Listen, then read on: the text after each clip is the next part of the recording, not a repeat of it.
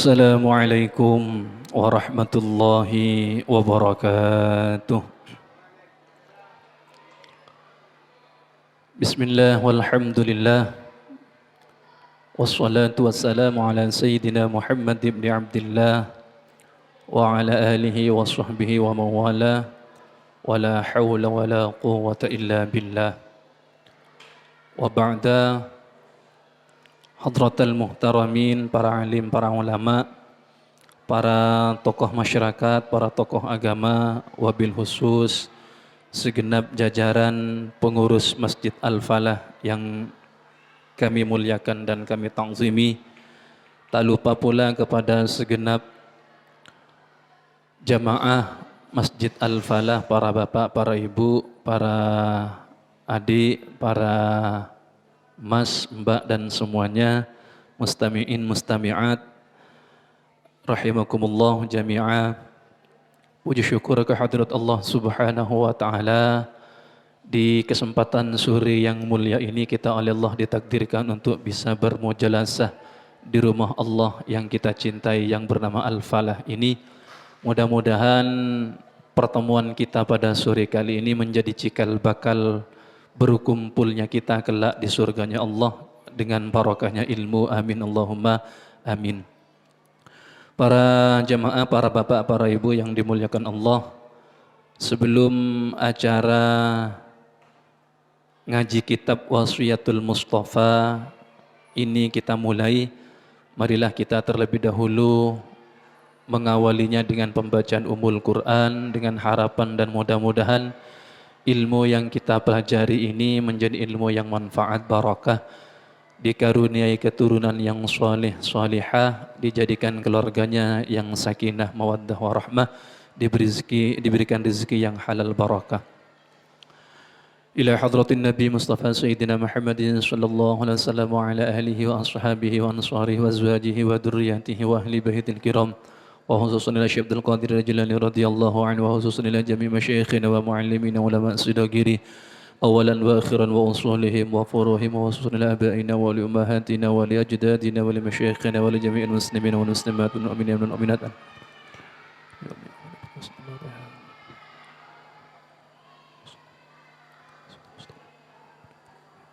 شكر الله لهم الفاتحة.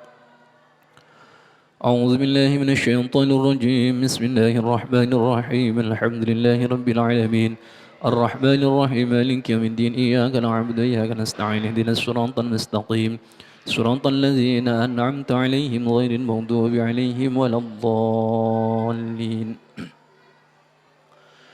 بسم الله الرحمن الرحيم. قال المصنف رحمه الله تعالى ونفعنا بعلومه في الدارين. قال رب اشرح لي صدري ويسر لي أمري واحلل عقدة من لساني يفقه قولي. قالوا سبحانك لا علم لنا إلا ما علمتنا إنك أنت العليم الحكيم. نويت التعلم لإعلاء كلمات الله. Materi yang akan kita bahas pada sore kali ini adalah fasal yang menjelaskan bab wudu dan salat. Bismillahirrahmanirrahim. Faslun fil wudu'i was salati. Fasal ini menjelaskan masalah wudu dan salat. Wudu dan salat ini dua hal yang tidak bisa dilepaskan. Satu sama lain saling memiliki hubungan yang erat. Karena salat bisa dilakukan kalau kita sudah punya wudu. Kalau tidak punya wudu, maka melakukan sholat adalah haram. Wudu ini menjadi kewajiban yang pada awalnya wudu ini bukan menjadi sesuatu yang wajib, karena wudu ini menempel dengan perintah wajib berupa sholat, maka wudu menjadi wajib. Atau wudu ini karena menempel kepada sesuatu yang kalau kita melakukannya harus suci, maka wudu menjadi wajib. Contoh, kita membaca Al-Quran tidak boleh kalau tidak suci baik suci dari hadas kecil atau suci dari hadas besar. Maka kalau kita mau membaca Al-Quran harus suci, harus punya wudu. Yang menjadi dasar wudu itu adalah firman Allah dalam surah Al-Maidah, kalau tidak salah ayat 6. Allah Subhanahu wa taala berfirman, "Ya ayyuhalladzina amanu idza qumtum ilas shalah fawsilu wujuhakum wa aydikum ilal marafiq wamsahu biru'usikum wa arjulakum ilal ka'bain." Kata Allah, wahai orang-orang yang beriman, idza qumtum ilas shalah, kalau kalian mau melaksanakan salat, kalau kalian berdiri untuk melaksanakan salat, fawsilu wujuhakum. Sebelum didirikan salat, fawsilu wujuhakum. Ini fi'il amar, perintah.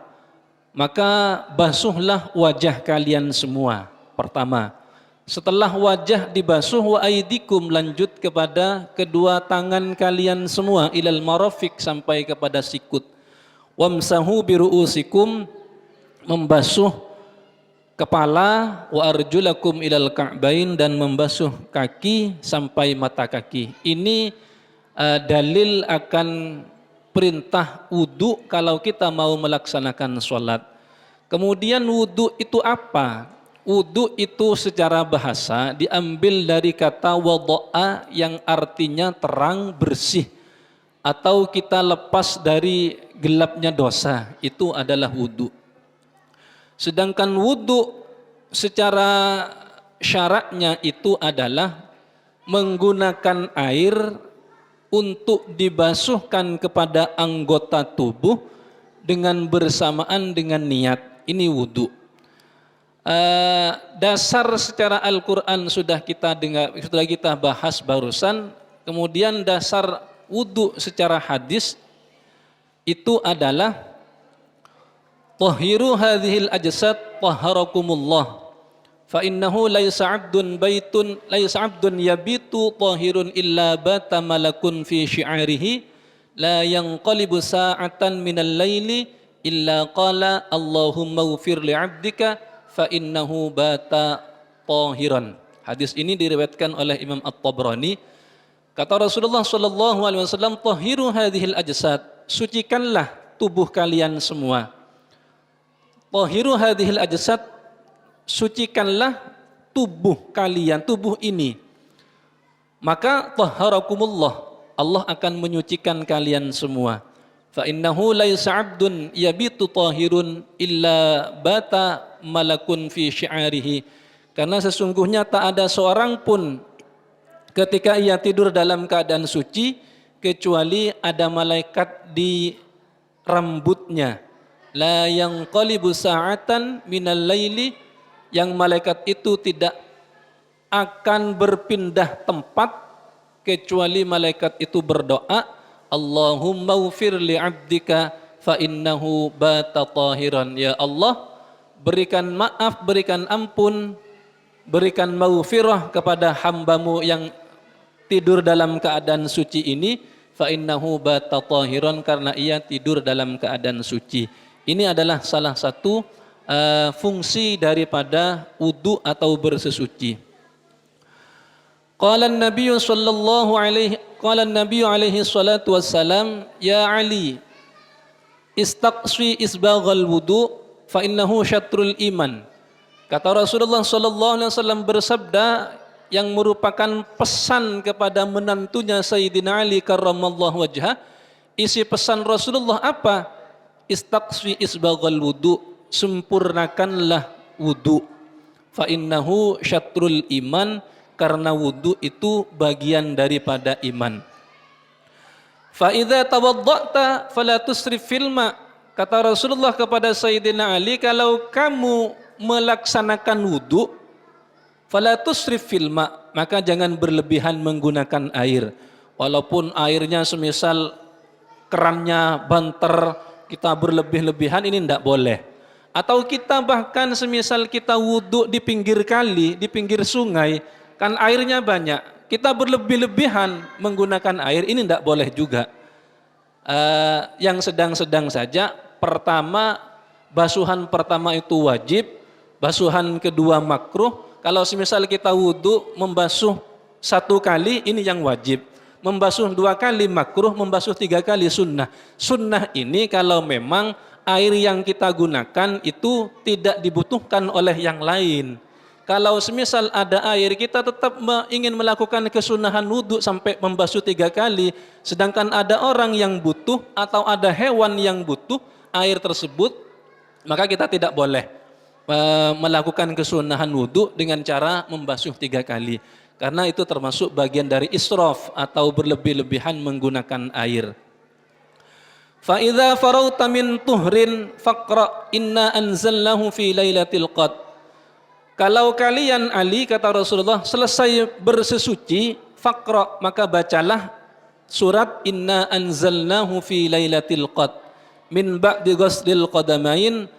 Setelah selesai membasuh kedua mata kaki, selesai wudu, maka kata Rasulullah pesannya kepada Sayyidina Ali, faqra inna anzalnahu fi lailatul qadr, bacalah surat inna anzalnahu fi lailatul qadr asyara marratin, sebanyak 11 kali. Kalau kita membaca surat Al-Qadar, inna anzalnahu fi lailatul qadar, itu sebanyak 11 kali selesai pelaksanaan wudu, maka apa jaminan yang diberikan Allah kepada kita? Yufarrijullahu hammaka, maka Allah akan memberikan solusi, memberikan jalan keluar atas kesulitan-kesulitan yang kita alami. Entah itu kesulitan ekonomi, entah itu kesulitan dalam keluarga, entah itu kesulitan kita berorganisasi, kita bergaul atau bermuasyarah dengan orang lain.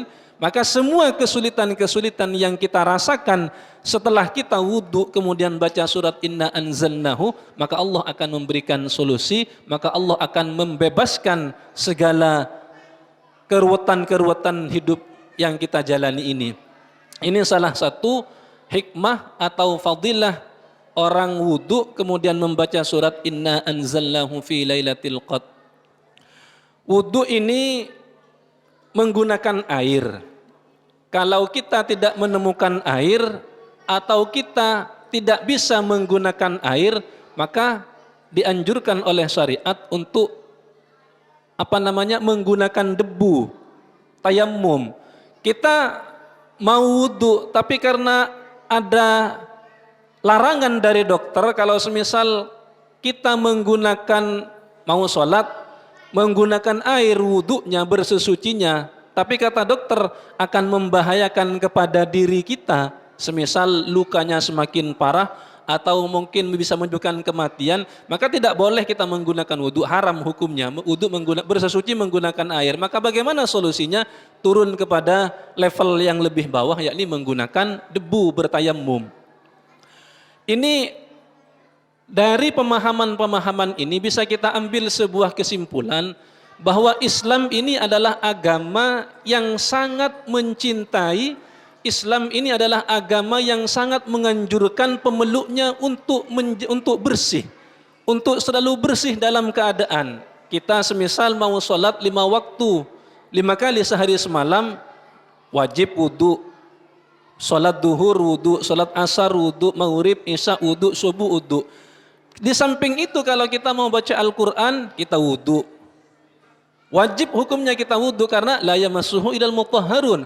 Tidak boleh menyentuh Al-Quran kecuali dalam keadaan suci. Baik suci itu dari hadas kecil atau suci dari hadas besar. Kalau hadas kecil dengan cara wudu, hadas besar dengan cara mandi besar, mandi wajib. Ini menandakan bahwa Islam agama yang bersih. Islam agama yang yang cinta, yang menganjurkan kebersihan. Ini juga tercover dalam sabdanya Nabi Muhammad SAW, al-Islamu nazifun fatanadhafu fa innahu la yadkhulul jannata illa nazif. Kata Rasulullah, Islam adalah agama yang bersih, Islam agama yang suci. Fatanadhafu, maka berbersihlah kalian, maka sucikanlah diri kalian semua. Fa innahu la yadkhulul jannata illa nazif. Karena hanya orang-orang yang suci, hanya orang-orang yang bersih yang akan masuk surga. Artinya apa? Suci bagaimana? Suci secara lahir, suci secara batin. Suci secara lahir, kalau kita mau sholat maka harus wudhu, harus suci tubuh kita. Oh berarti kalau orang yang rajin sholat, orang yang suci, oh dia sudah pasti masuk surga. Secara akal manusia, kenapa? Karena sudah menjalankan syariat kewajibannya. Atau suci secara batin, hati kita bersih, suci dari sifat sombong, suci atau bersih dari riya, ingin dipuji orang, ingin mendapatkan pujian dari orang, pamer, suci dari sifat benci kepada sesama. Maka sudah hal-hal yang seperti ini artinya suci baik secara lahir, secara batin, juga dijelaskan oleh Imam Al-Munawi dalam salah satu kitabnya Faidul Qadir, bahwasanya maksud fatanadzafu itu adalah suci lahir dan batin, suci jiwa, suci tubuh dan jiwanya. Ini arti daripada al-Islamu nazifun fatanadzafu menurut Imam Al-Munawi. Maka kemudian pertanyaannya para bapak, para ibu yang dimuliakan Allah, kalau kita bersesuci, kalau kita wudhu, maka media yang digunakan pertama adalah air. Lah kenapa kok harus air yang digunakan? Yang diperintahkan dalam agama ketika kita mau bersuci kok harus pakai air? Maka alasan-alasan itu ada beberapa alasan yang dikemukakan oleh para ulama. Kenapa kalau berwudu itu harus menggunakan air? Kenapa bersesuci itu harus menggunakan air? Yang pertama, menurut Imam Al-Haramain dan Imam Al-Qadi Husain dan Imam Al-Muzajjad, media ketika kita bersesuci menggunakan air itu karena itu adalah ta'abbudi. Karena itu adalah dogmatis, perintah dari Allah. Kalau sudah perintah tidak boleh ditanya-tanyakan, kenapa, alasannya apa, kok harus seperti ini. Itu namanya ta'abbudi, dogmatis. Artinya Allah memerintahkan kita untuk bersesuci dengan menggunakan air, ya sudah, tidak usah banyak nanya, kenapa, alasannya apa, bagaimana, hikmahnya apa, fadilahnya. Tidak boleh seperti itu. Ini menurut Imam Al-Haramain, Imam Al-Qadi Husain dan Imam Al-Muzajjad, bahwa penggunaan air sebagai media bersesuci itu adalah karena unsur ta'abbudi atau dogmatis. Akan tetapi menurut pendapat yang kedua, tidak demikian, bukan ta'abbudi, bukan dogmatis, melainkan penggunaan air sebagai media bersesuci, baik itu wudu atau mandi wajib, itu karena makulul makna, yang sifatnya rasional, artinya bisa dinalar dengan akal, artinya bisa digambarkan oleh akal. Ada alasan-alasan yang menjadi pijakan kenapa air itu dijadikan media untuk bersesuci. Ini sesuai apa yang disampaikan oleh Imam Al-Ghazali, Imam Ibnu Shalah. Itu artinya kenapa air digunakan sebagai media untuk bersesuci baik hadas kecil atau hadas besar, karena air itu memiliki sifat lembut dan lunak. Air itu juga berwarna, air itu tidak gampang bau. Walaupun semisal ini ada air berwarna, itu bukan airnya yang berwarna, tapi karena ada sesuatu yang memberikan warna kepada air. Atau air ini bisa bau, bisa basi, bukan dzatiyah airnya yang bau, tapi karena air itu kejatuhan sesuatu sehingga air itu bisa menjadi bau. Semisal di jeding, kita punya air di jeding banyak, air ini tidak bisa berubah, air ini tidak bisa bau. Dzatiyahnya air ini tidak bisa berubah, tidak bisa bau. Lah kok bisa ada air bau? Karena tulul mukti dalam istilah fikih itu karena lamanya diam sehingga ada banyak-banyak lumut, kotoran-kotoran. Lumut dan kotoran itulah yang bisa membuat air itu bau, bukan dzatiyahnya. Dan sifat-sifat ini, air ini sifatnya lembut, lunak, berwarna, bisa untuk menggunakan, bisa untuk dibuat menghilangkan sesuatu baik yang cair ataupun yang kasar. Ini tidak dimiliki oleh benda-benda yang lain selain air. Makanya Allah menyuruh kita untuk bersesuci baik hadas kecil atau hadas besar, medianya menggunakan air. Menurut Imam Al-Ghazali karena memang air itu memiliki sifat lunak, atau menurut Imam Ibnu Shalah karena itu bisa dirasional, karena itu bisa dimakulul makna, bisa dicari alasan-alasannya kenapa dan bagaimana. Ini adalah rahasia ketika kita menggunakan air sebagai media untuk berwudu. Maka kemudian pertanyaannya adalah, Di dalam surah Al-Maidah ayat 6 tadi Allah berfirman, ya ayyuhalladzina amanu idza kumtum ilas shalah fawsilu wujuhakum. Kalau kalian mau melaksanakan salat, wahai orang-orang yang beriman, kata Allah, fawsilu wujuhakum, basuhlah wajah kalian semua. Setelah wajah dibasuh, wa aydikum ilal marafiq, baru lanjut membasuh kedua tangan sampai kedua sikut, mulai dari ujung jari-jari sampai kedua sikut yang diperintahkan ketika kita wudhu. Setelah membasuh kedua tangan sampai dengan sikut selesai, maka selanjutnya adalah wamsahu biru'usikum, membasuh kepala, membasuh rambut atau sebagian atau semuanya. Wa arjulakum ilal ka'bain, dan yang terakhir adalah membasuh kedua kaki sampai mata kaki. Lah pertanyaannya kemudian, kenapa wudhu ini dilaksanakan yang dibasuh itu hanya anggota-anggota tubuh tertentu?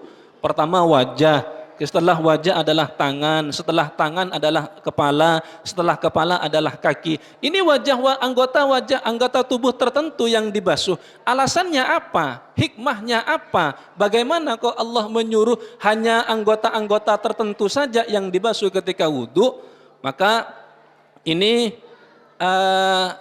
alasannya adalah kenapa kok anggota tubuh tertentu? Karena memang anggota tubuh itu wajah, kedua tangan, kepala, dan kaki itu adalah anggota tubuh kita yang sering kita lakukan untuk aktivitas dalam hidup, atau bahkan seringnya kita berdosa kepada Allah, melakukan maksiat kepada Allah dengan anggota-anggota itu.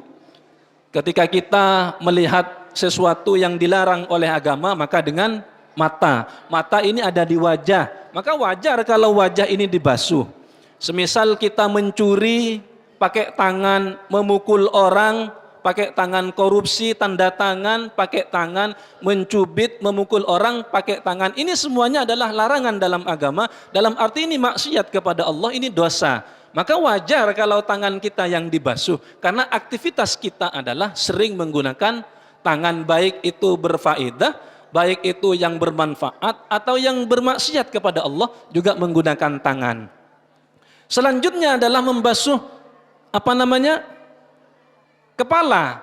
Ini apa hikmahnya? Karena memang sebagian kepala yang diusap, sebagian kepala yang dibasuh. Karena ada ulama mengatakan, ini masih terjadi kontroversi, ada ulama yang mengatakan karena repot untuk membasuh semua kepala, ada yang mengatakan tidak repot kok, cuman untuk membasuh semua kepala.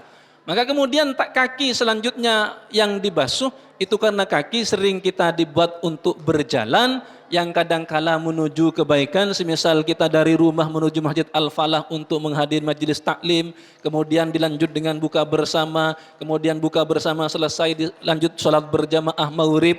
Ini adalah menggunakan kaki aktivitasnya, maka wajar kalau kaki itu kita basuh.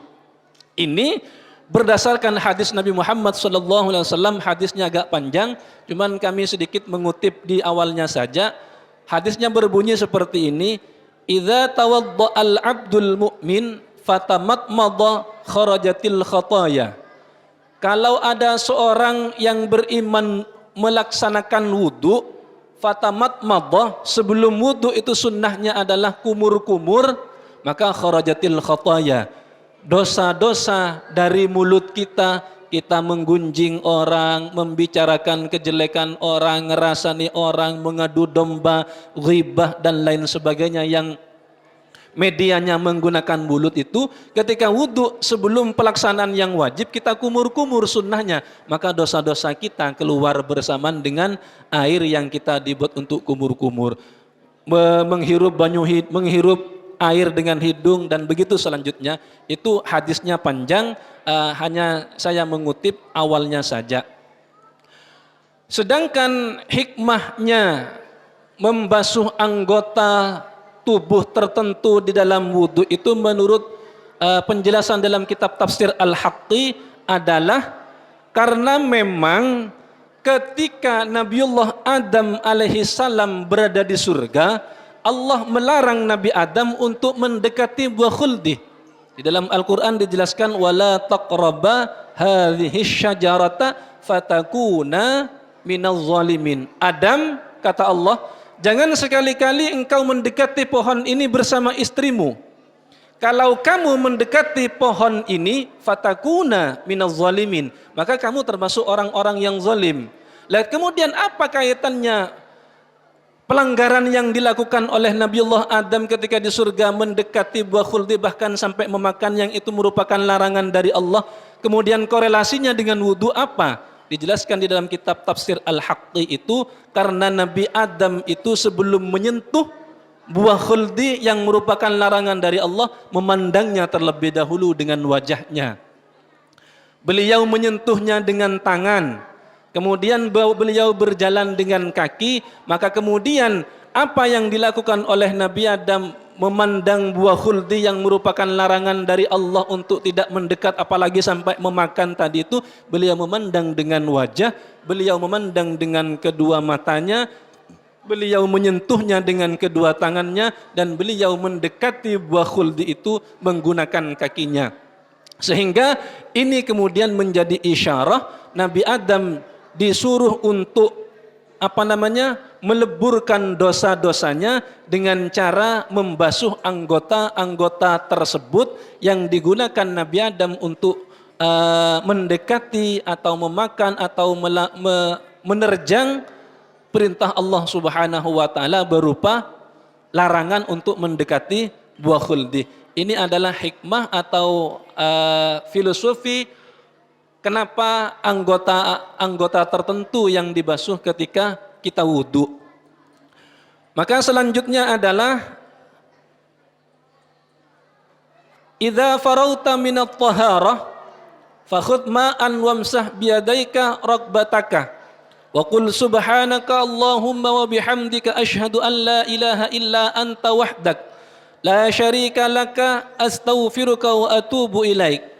Kata Rasulullah, wahai Ali, idza farauta minat taharah, kalau engkau sudah selesai bersesuci, fakhudh ma'an, ambil air.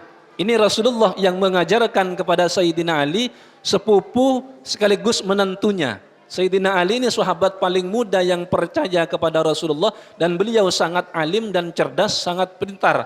Sehingga Rasulullah menjuluki ana madinatul ilim wa aliyu babuha. Bahwasanya kata Rasulullah, saya adalah kotanya ilmu, pintu gerbangnya adalah Ali. Saking alim dan cerdasnya Sayyidina Ali. Rasulullah berpesan kepada Sayyidina Ali, idza farauta minat taharah, kalau engkau sudah melaksanakan bersesuci, fakhudh ma'an, ambil air, wamsah biyadaika rakbataka, air yang kau ambil itu kemudian kau basuhkan dengan kedua tanganmu kepada lehermu. Pada proses membasuh kedua tangan dengan menggunakan air kepada leher ini, wa qul subhanaka, bacalah doa subhanaka Allahumma wa bihamdika asyhadu an la ilaha illa anta wahdaka la syarika laka astaghfiruka wa atubu ilaik. Selesai baca doa itu, summanzur ilal ardi, kemudian melihat ke tanah, wa qul asyhadu anna Muhammadan abduka wa rasuluka, dan bacalah doa asyhadu anna Muhammadan abduka wa rasuluka. Apa jaminannya? Fa inna man qala hadza, barang siapa yang membaca doa tadi yang dua barusan, ghafarallahu lahu kulla shaghiratin wa kabiratin, maka Allah akan mengampuni semua dosa-dosanya, baik dosa itu kecil atau dosa besar. Jadi kalau kita selesai wudu, selesai mandi besar, maka ambillah air dengan kedua tangan, usapkan kepada leher, kita baca doa tadi itu, subhanakallahu bihamdika ila akhirih, kemudian kita melihat ke tanah dan membaca doa asyhadu anna Muhammadan abduka wa rasuluka. Ini jaminan yang diberikan Allah kepada orang yang membaca doa itu selesai bersesuci adalah dosa-dosanya, baik dosa kecil atau dosa besar, mendapatkan ampunan dari Allah Subhanahu wa taala. Ini salah satu keutamaan kita kalau kita bersesuci, baik suci dari hadas kecil dengan wudu atau suci dari hadas besar dengan mandi. Nah kemudian selanjutnya ini pesan Rasulullah kepada Sayyidina Ali ini, kalau kita mau istiqomah mengamalkan ini, maka insya Allah hidup kita akan tenang, rezeki kita akan lancar. Ini kata Rasulullah SAW kepada Sayyidina Ali, ya Ali, innal malaikata yastaghfiruna lil insani ma dama ala taharatin wa lam yahdath. Wahai Ali, kata Rasulullah, innal malaikata, sesungguhnya malaikat, yastaghfiruna lil insan, akan selalu memintakan ampunan kepada Allah untuk manusia.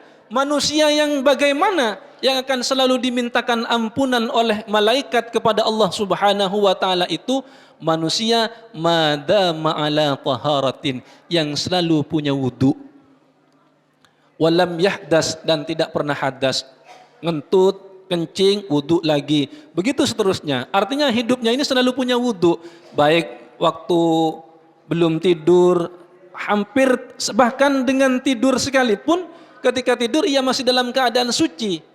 Maka orang-orang seperti ini akan mendapatkan doa khusus dari malaikat, akan dimintakan ampunan oleh malaikat kepada Allah. Kalau malaikat yang berdoa, kalau malaikat yang minta ampunan, sudah pasti ini jaminannya diterima. Lah kalau di dalam salah satu keterangan yang lain, orang yang selalu memiliki wudu, semisal bapak-bapak mau berangkat kerja punya wudu, wudu dulu berangkat kerja, wudu, maka insya Allah rezekinya akan lancar. Dan kalau mohon maaf, na'udzubillah, semisal terjadi kecelakaan, kita mati dalam keadaan suci, kita mati dalam keadaan punya wudu, artinya kita menjadi orang yang baik. Ketika kita berangkat dari rumah menuju tempat kerja, kita punya wudu, di samping jaminannya adalah mendapatkan ampunan dari malaikat, mendapatkan doa khusus dari malaikat untuk dimintakan ampun kepada Allah. Juga orang-orang yang mulazamatul wudu atau daimul wudu, ini rezekinya akan lancar dan dosa-dosanya akan dihapus oleh Allah, dosa-dosa kecil. Dan juga kalau semisal kita terjadi kecelakaan, mati dalam keadaan kita beribadah kepada Allah, wudu itu ibadah. Ini salah satu keutamaan wudu yang semestinya harus kita lakukan di dalam setiap kehidupan kita. Ini masalah keutamaan wudu sudah banyak kita bahas pada kesempatan kali ini, karena memang ada sisa waktu. Adzan maghribnya sampai jam berapa? 5:30 ya? 5:30. Ini ada waktu masih 10 menit. Kita lanjut kepada materi selanjutnya.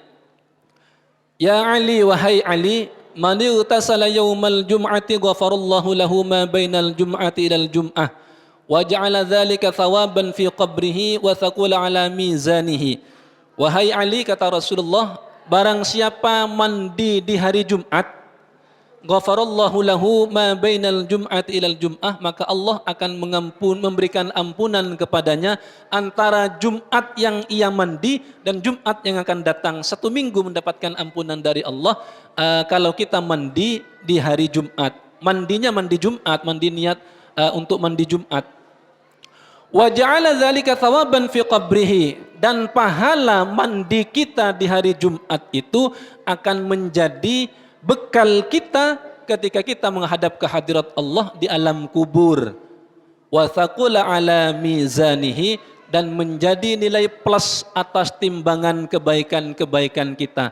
Ini kan kita setelah kita wafat, kita mati, masuk ke dalam kubur, dimasukkan ke liang kubur, akan mendapatkan pertanyaan. Setelah itu kan kita nanti akan dikumpulkan di mahsyar, akan ditimbang amal-amal kita. Maka amal kita berupa mandi Jumat itu akan menjadi nilai plus bagi kita untuk memberatkan timbangan amal baik kita. Hanya mandi. Ini kadangkala kita kan malas. Kadangkala kita aras-arasan untuk mandi. Sebelum berangkat, mandi bersih-bersih, pakai parfum, pakai baju yang terbaik, baru berangkat untuk sholat Jumat. Kadang-kala kan tidak kita, kadang tidak sempat mandi karena mungkin waktunya yang mepet karena pekerjaan, atau mungkin malas yang mau mandi, cuman wudhu saja. Kadang pakaian-pakaiannya pakaian yang mohon maaf yang baunya kurang sedap, kurang enak itu karena banyak apa namanya sebab kita yang selalu gerah dibawa ke masjid, sholat berjamaah, di kanan kirinya hidungnya kok kayak gimana gitu. Kenapa? Mengganggu ketenangan orang lain, mengganggu kehusuan orang lain yang sholat di kanan kiri kita. Kenapa? Karena bau badan kita yang tidak enak. Ini tidak bagus untuk sholat berjamaah, makruh malah ini. Kalau kita tashwis kepada orang yang ada di sebelah kanan kiri kita sholatnya, maka itu hukumnya makruh. Tashwis itu ada kalanya dengan gerakan kita. Semisal kita sholat Allahu Akbar, Allah, ini taswis.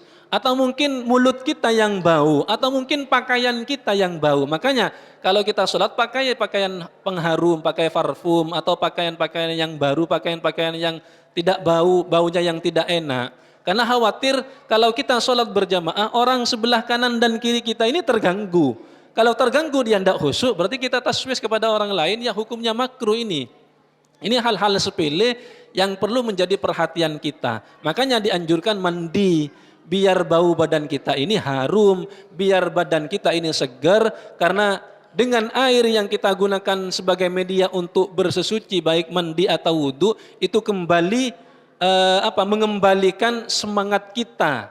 Yang awalnya aras-arasan ketika mandi, maka segar badan kita, segar bugar untuk beribadah kembali semangat. Itu salah satu fadilah yang tersimpan. Kenapa bersesuci itu menggunakan media dengan air? Karena diantaranya bisa kembali menyegarkan anggota tubuh kita, kembali memberikan semangat kita untuk beribadah. Kalau kita semangat beribadah, maka ibadah kita akan menjadi khusyuk. Kalau kita khusyuk beribadah, tentunya ibadah kita akan diterima oleh Allah Subhanahu wa ta'ala. Ya Ali, alaika bis-siwak, fa fihi arba'atun wa ishruna fadilatan fid din wal badan. Wahai Ali, kata Rasulullah, wajib bagimu untuk bersiwak. Siwak, fa fihi arba'atun wa ishruna fadilatan fid din wal badan. Karena di dalam siwak itu ada 24 fadilah, baik itu di dalam agama atau keutamaan untuk tubuh kita. Salah satunya orang yang rajin menggunakan siwak, mau baca Al-Quran siwakan dulu, mau sholat siwakan dulu. Ini salah satu fadilahnya adalah mata kita ini akan dijaga oleh Allah untuk tidak gampang tidak gampang terahum, kata orang Madura, tidak gampang kabur. Walaupun sudah dewasa, sudah tua, umurnya sudah tua, tapi penglihatannya masih normal, penglihatannya masih tajam. Kenapa? Itu adalah salah satu di antara keutamaannya siwak. Kita siwak, matanya ini jernih, pandangannya tajam, dan tidak gampang untuk mata kita ini. Atau gigi kita akan bersih, gigi kita akan kuat. Ini dulu pakai siwak. Kalau sekarang pakai sikat gigi. Ya kalau kita mau sholat pakai siwak boleh, sunnah. Kalau kita mau baca Al-Quran pakai siwak, sunnah. Kalau umpama tidak menemukan siwak, tidak menemukan kayu arok itu, ya pakai sesuatu, pakai baju. Kalau sholat pakai baju. Tapi kalau semisal ini sudah 1 hari tidak makan, tidak minum, kemudian mau sholat mau pakai siwak, tidak punya siwak, pakai lengan baju, khawatirnya bajunya ini dimakan kecoa. Kenapa? Karena bau mulut kita yang tidak makan seharian, tidak minum seharian, kadangkala tidak ngobrol seharian, tidak digunakan untuk macam-macam, bau mulut kita kok nempel digosok dengan ujung baju kita. Ini khawatirnya kalau kita salaman dengan anak kita atau istri kita salaman, kok cium tangan, bau lengan baju kita ini, bau mulut kita, ini tidak bagus juga. Jadi ya sunnah, tapi kita juga harus tahu dirilah. Di antara keutamaan siwak ini materi yang kita bahas pada kesempatan kali ini. Karena waktu saya 2 hari, besok masih ada. Barangkali kita cukupkan sampai di sini dulu karena waktunya sudah hampir adzan maghrib, biar kita tidak terlalu terburu-buru untuk mempersiapkan buka puasanya. Tapi yang jelas sekelumit barusan kita bahas masalah keutamaan wudu, kenapa wudu menggunakan air, kenapa wudu itu hanya anggota-anggota tertentu yang dibasuh, itu sudah barusan kita pelajari bersama. Mudah-mudahan yang sebentar itu menjadi ilmu yang manfaat barokah, baik untuk saya pribadi secara khusus, secara umum untuk para bapak, para jamaah, para ibu yang dimuliakan Allah. Dan wudu itu menjadi hal yang penting dalam keseharian kita ketika kita beribadah. Baik baca Al-Quran, baik mau sholat. Pada awalnya wudu tidak wajib. Wudu itu bukan perintah wajib. Karena wudu itu nempel kepada yang wajib. Karena kita mau melaksanakan perintah yang wajib, salah satu syaratnya harus suci. Kalau hadas kecil dengan wudu, maka wudu ikut wajib. Karena mandi awalnya tidak wajib, mandi besar. Karena kalau kita mau sholat harus suci dari hadas besar, mau baca Al-Quran harus suci dari hadas besar, maka mandi besar hukumnya wajib. Mudah-mudahan bermanfaat. Hadanallahu wa iyyakum ajma'in. Kita tutup dengan pembacaan Fatihah bersama. Mudah-mudahan ini menjadi ilmu yang manfaat. Mudah-mudahan kita selalu dalam lindungan Allah, diberi kekuatan iman, diberi kekuatan untuk terus bisa melaksanakan ibadah puasa sampai selesai, diberikan rezeki yang halal barakah, anak-anak kita oleh Allah jadikan anak-anak yang soleh solehah. Al-Fatihah. Bismillahirrahmanirrahim. Alhamdulillahirrahmanirrahim. Maliki yaumiddin. Iyyaka na'budu wa iyyaka nasta'in. Ihdinas siratal mustaqim. Shiratal ladzina an'amta 'alaihim ghairil maghdubi 'alaihim waladdallin. Dari saya kurang lebihnya mohon maaf. Wassalamualaikum warahmatullahi wabarakatuh.